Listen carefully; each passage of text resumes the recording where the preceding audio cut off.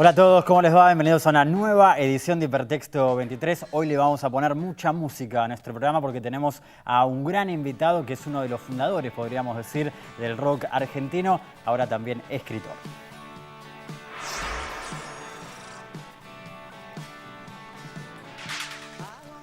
Miguel Cantilo nació en Buenos Aires en 1949, fundador del pionero dúo Pedro y Pablo, vivió en España entre 1977 y 1980.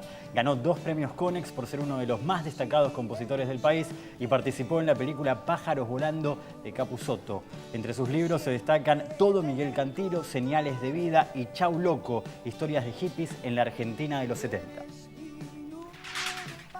Él se drogaba para ver, no como la mayoría para no ver y distraerse con gratas sensaciones.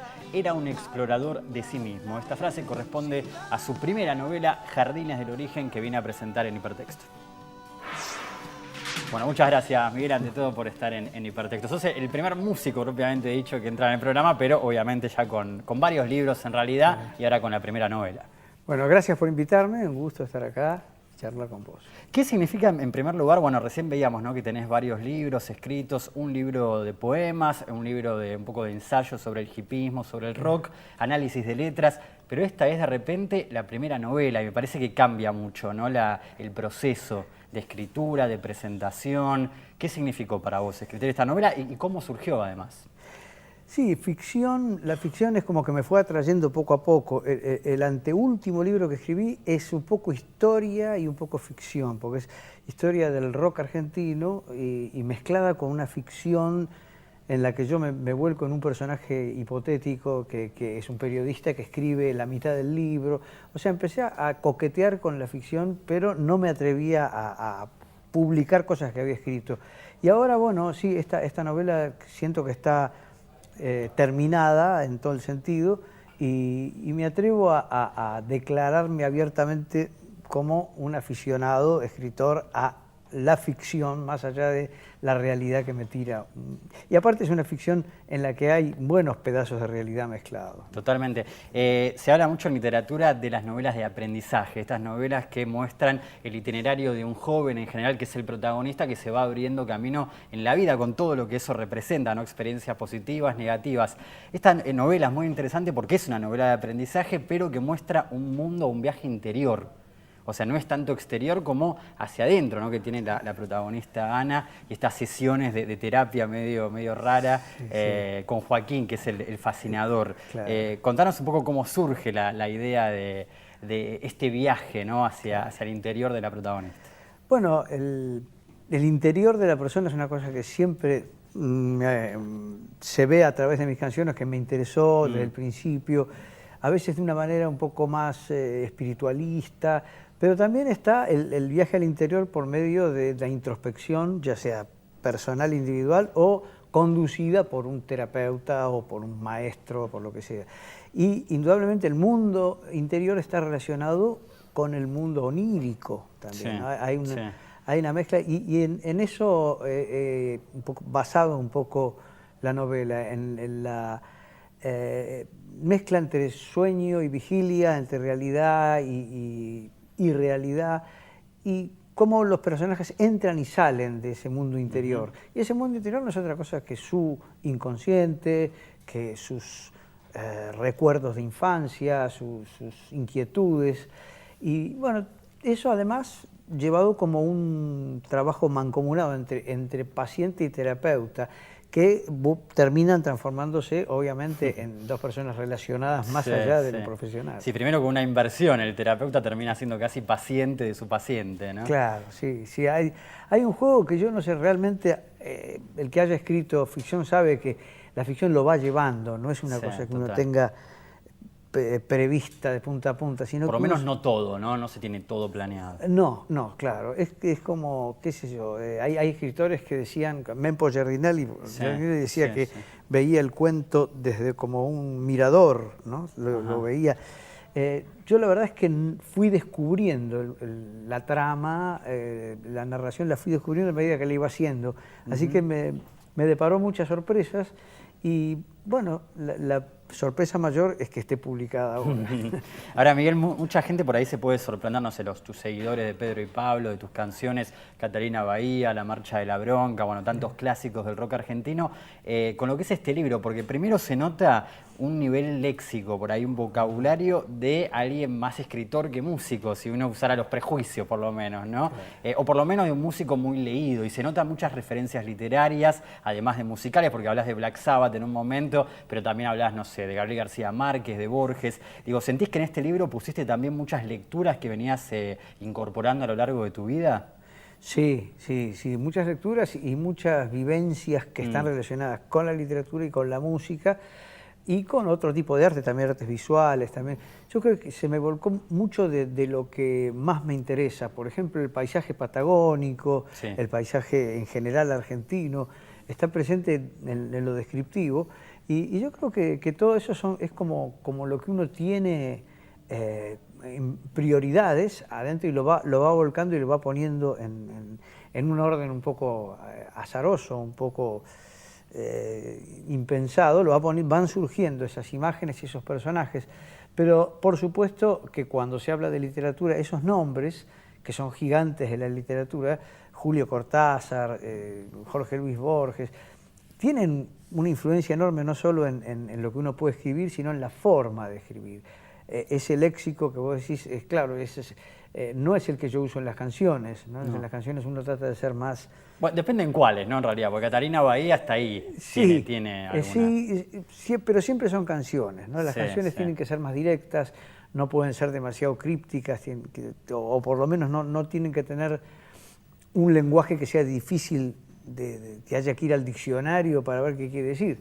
En cambio, aquí uno se toma esa libertad. Cuando escribís prosa y ficción, podés utilizar un lenguaje que yo por lo menos no utilizaría en la canción.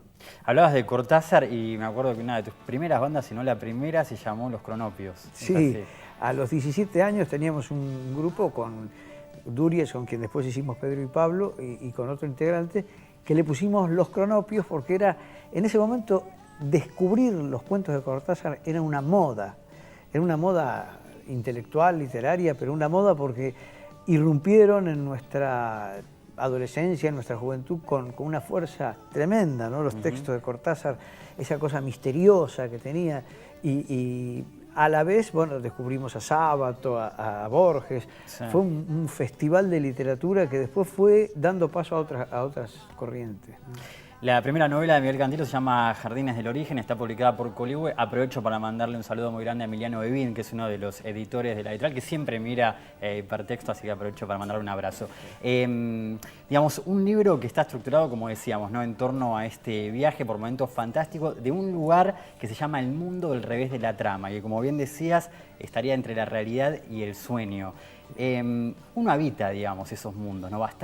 Con bastante frecuencia, con más de la que uno entendería, inclusive. Hay momentos, no sé si una vez por día o qué, pero hay muchos momentos que uno habita en esos territorios. Por ahí no te das cuenta tanto, pero es una constante por ahí, ¿no? Sí, es muy acertado eso que decís, más de lo que uno entendería, ¿no? Sí. O sea, hay veces que son situaciones que uno no puede explicar con palabras o con el intelecto, pero hay un revés de la trama, hay otro sitio donde todo esto que estamos viviendo está pasando también, y hay personajes que son como nuestros dobles, y que, o en realidad nosotros somos el doble de ese personaje, pero hay algo que está sucediendo en el revés de la trama, en otro sitio, que no es este, pero que es lo mismo que está pasando ahora. Y eso es un poco lo que al final de la novela es como el escenario donde se juntan todos los personajes, ¿no? Y creo que es fascinante abordar eso, aunque uno lo haga como decís vos, sin saber bien por dónde camina, de qué está hablando, pero es absolutamente seductor pensar que hay otro mundo paralelo en el que hay otros personajes que somos nosotros proyectados en otros y que están viviendo lo mismo. Y yo creo que un poco es el espejo en que se miran los dos lados de la trama de este libro, ¿no? Una parte de la realidad y otra parte onírica, y se miran a través de un espejo que el eje por el que gira toda la narración. Y hay una diferencia en la cual van encarando este viaje los dos personajes, porque Joaquín, que es el terapeuta, y paradójicamente es al que más le cuesta ingresar a este mundo porque está muy pendiente de sus pensamientos y de logos, podríamos decir. Y por otro lado está Ana, que le cuesta menos porque empieza a repetir este mantra que es contacto, la palabra contacto, que me parece muy importante también dentro de la estructura del libro, ¿no? El valor que le das a la palabra contacto y toda la apertura de la multiplicidad de significados que puede despertar.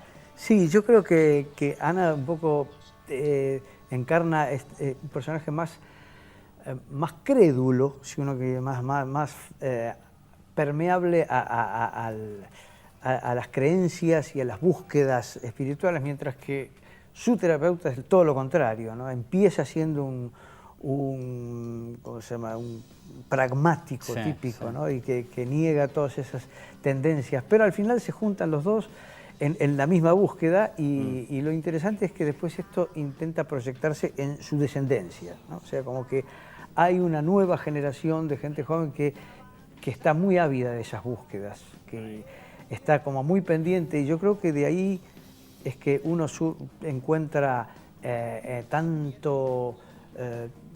tanta propuesta en Internet, por ejemplo, de búsquedas de todo tipo para alcanzar una introspección más o menos guiada, tantos maestros, tantos terapeutas, tantos corrientes de pensamiento que van hacia algo que es indudablemente la inquietud que tiene el ser humano por lo trascendente. Me das el pie con el tema de Internet para preguntarte algo que quería preguntarte, que tiene que ver con que vos de alguna manera participaste de una generación que intentó cambiar la sociedad, ¿no? En muchos aspectos, no sé, con el tema de las comunidades, con irse al bolsón para armar otro modelo de vida, con otros valores. De repente ahora nos encontramos en un mundo o en una época muy marcada por ejemplo, el tema de las redes sociales y todo lo que eso implica. ¿Cómo te llevas con eso? De acuerdo a esos ideales que había en otra época, ¿cuánto queda y cuánto cambió y cuánto se perdió de eso?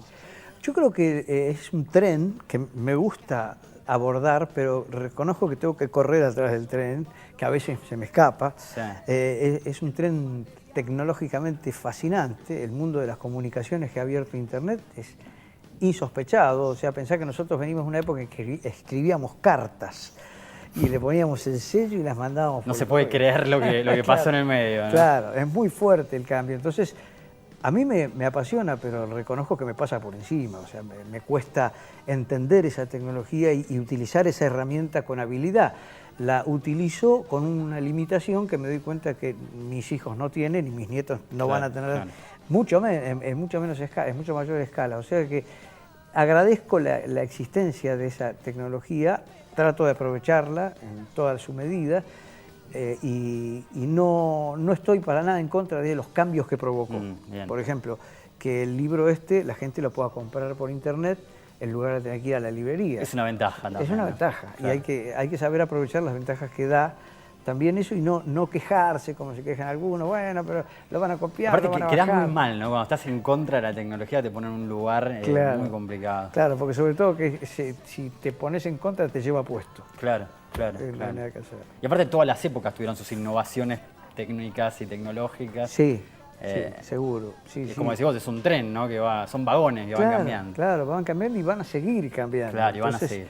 Uno tiene que estar, te diría, como elástico, ¿no? Para poder subirse en la medida que pueda. Es obvio que no vamos a poder manejarnos como se maneja la gente que nació en esta tecnología, pero tenemos que sacar el provecho que podamos. Bien, en el prólogo a esta novela, escrito por Eduardo Berti, dice algo así como que te escuchó decir que varios de la generación de ustedes entraron a la música a través de los libros o a través de la literatura o de ciertas lecturas. Yo pensaba que por ahí hay otros músicos también de nuestro rock que parece es una mala palabra el tema de los libros o la lectura, ¿no? ¿Notás estas dos vertientes, digamos, estas dos relaciones diferentes entre los libros con el rock o con la música? Y yo creo que es lo mismo que pasa con cualquier oficio, cualquier grupo humano, ¿no? Están los que les gusta leer y los que no les interesa leer.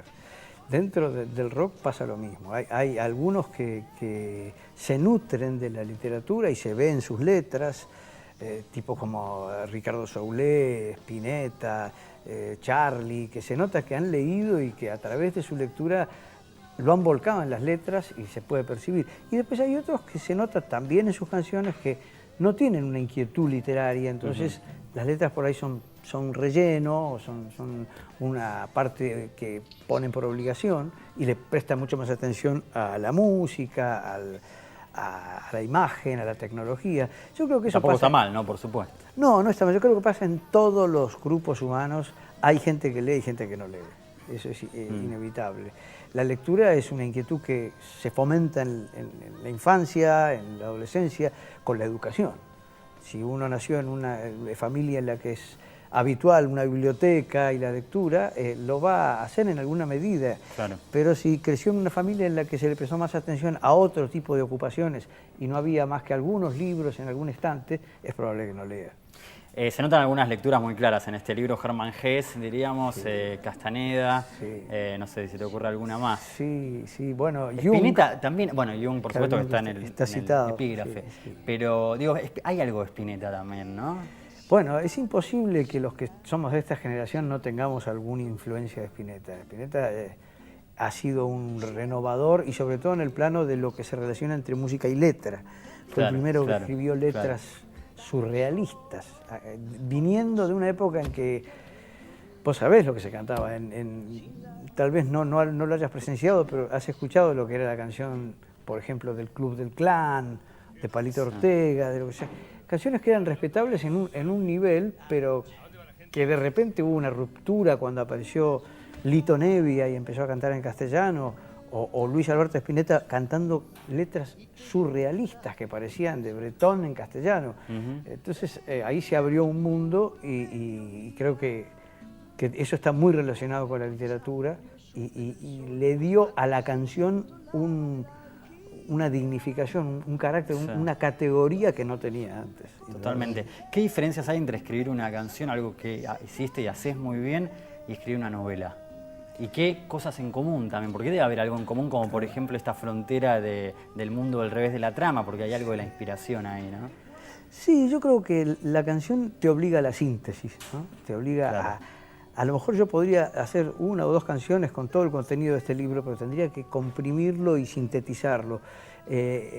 La magia de la prosa y sobre todo de la ficción es que te da una libertad en la que te podés expandir y utilizar metáforas y giros y tomarte tu tiempo para contarle a la gente algo. Yo creo que este mundo está hecho de narraciones, todos son narraciones. La gente va al cine y dice, qué buena película, pero tal vez ignora que atrás de esa película hay un narrador, un tipo que escribió un libro, un guión, una adaptación, lo que sea, y que está narrándote algo en imagen. Siempre hay una historia que se está contando, ¿no? Claro, Finalmente. Exactamente. Entonces vivimos de narración en narración. Te encontrás en un bar con un amigo, te tomás un café, ¿qué haces? Le contás algo, él te cuenta algo. Vivimos contándonos y narrándonos. Entonces, cuando uno se pone a escribir un libro, es como que se mete en esa libertad de narrarle a la gente con lujo de detalles algo que se le ocurrió, que tiene en la cabeza. Miguel, las últimas, y te agradecemos muchísimo. Tu presencia en Hipertexto tiene que ver con lo que viene en cuanto a los libros y lo que viene en cuanto a la música, incluido un posible regreso de Pedro y Pablo.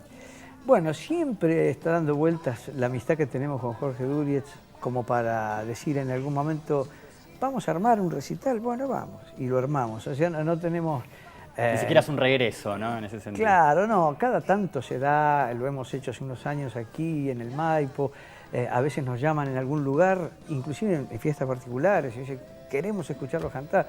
Y bueno, somos amigos, por suerte nunca hemos tenido ninguna rispidez, pero tenemos carreras muy individuales, muy marcadas, entonces eso nos lleva un poco a ocuparnos de lo que cada uno hace. Bien, y en cuanto a los libros, ¿es la primera novela? Digo, ¿va a haber más novelas? ¿Estás encarando otro proyecto? Por ahora estoy terminando un libro de poesía, que se llama Poemas Cardinales, que ya lo tengo casi terminado, que son viajes, son narraciones, reflejos de viajes, y después una obra de teatro también, que la tengo bastante avanzada, o sea que estoy... siempre explorando géneros, ¿no? Sí, sí, explorando géneros, exactamente. Me gustaría volver en algún momento a la novela o pasar también a los cuentos, que es una cosa que no abordé todavía. Así que hay cuerda para rato, mientras la vida me permita tener salud y energía para hacer música y escribir a la vez. Miguel, un verdadero placer, hayas estado en Igualmente. Hipertexto. Muchas gracias. Gracias a vos. Y gracias a ustedes por estar del otro lado. Nos encontramos la semana que viene.